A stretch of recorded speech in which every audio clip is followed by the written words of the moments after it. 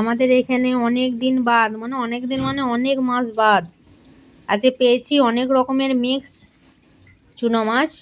এবার আমি আলাদা আলাদা করে বাছছি। এখানে পুঁটি মাছ রেখেছি, এখানে পোনা মাছের বাচ্চা আছে, এখানকার নদীর মাছ আছে, এখানটা আর একটা আছে, এটা কি মাছ বলে কি জানি। যাই হোক, সব আলাদা আলাদা করছি। বাছা হয়ে গেলে দেখাবো আপনাদের। যে ছোট ছোট করে আলু কেটেছি সরু সরু করে, অর্ধেক আলু আর অর্ধেক পেঁয়াজ। এবার দেবো চেরা কাঁচা লঙ্কা, সরষের তেল,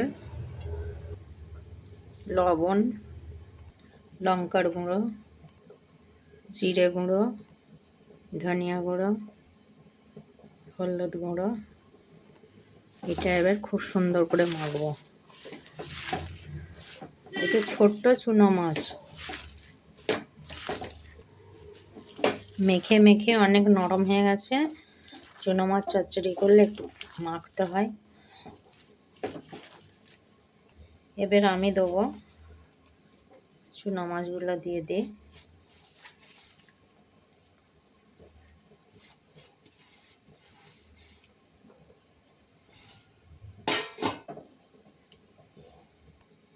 এটাই বেশি জল দিতে হয় না, তো হাত ধোয়া জল দিলেই হয়ে যায়।